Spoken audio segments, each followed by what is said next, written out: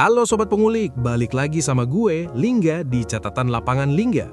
Tempat kita bahas hal-hal kecil yang seliweran di hidup kita, yang kalau dipikir-pikir, kok aneh ya?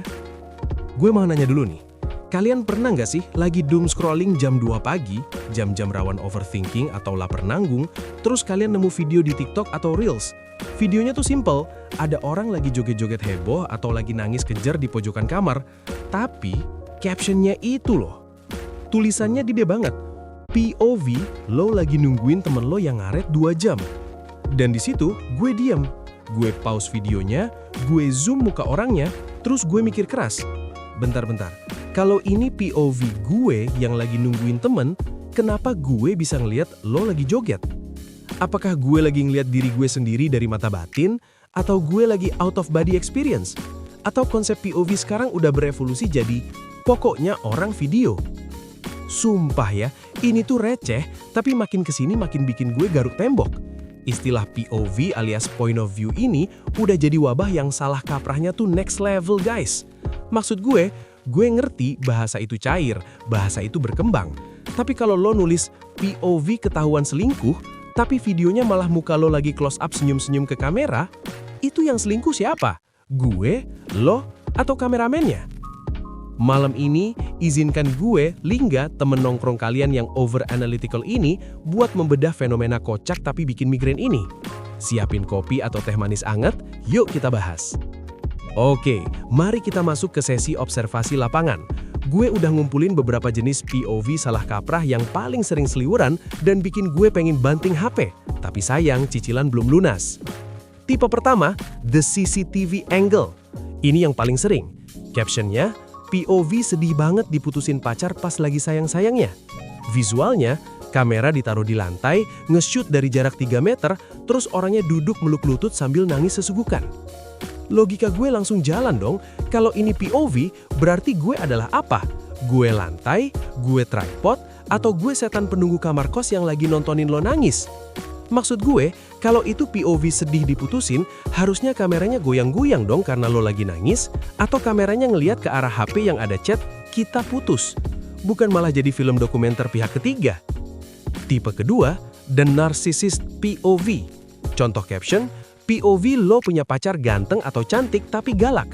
Visualnya, si kreator konten lagi marah-marah sambil nunjuk-nunjuk kamera, tapi habis itu senyum sok cool.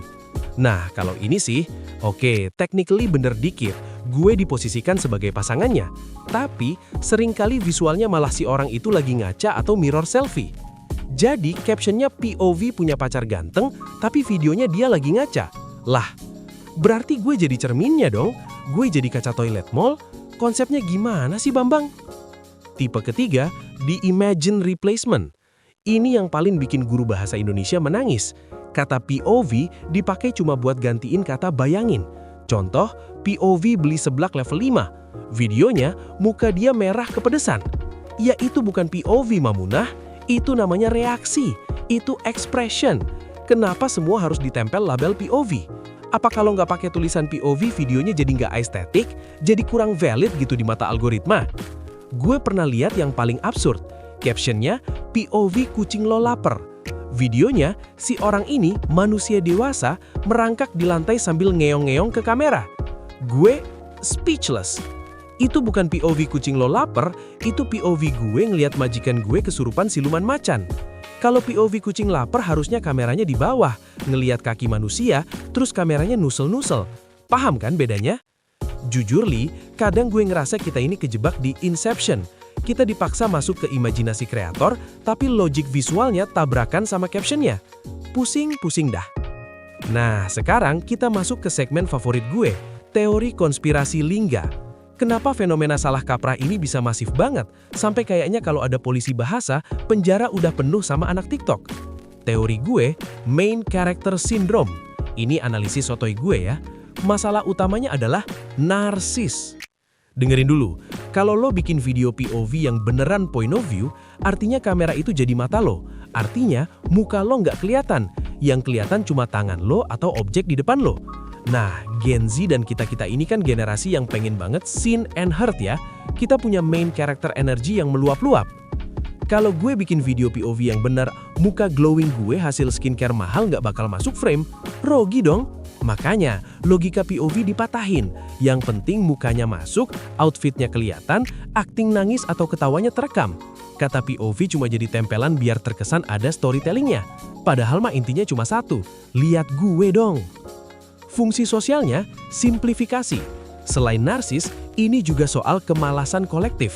Ngetik, bayangin situasi ketika lo, itu kepanjangan, cringe. Kalau nulis POV itu singkat, padat, dan trendy. 3 huruf doang bro. Bahasa itu kan cari jalan termudah ya. Jadi lama-lama makna aslinya gegeser. Dari sudut pandang kamera jadi sekedar situasi ketika. Salah? Secara teknik sinematografi ya salah banget. Tapi secara fungsi sosial, berhasil. Buktinya kita tetap nonton, tetap like dan tetap share sambil komen, relate banget woy.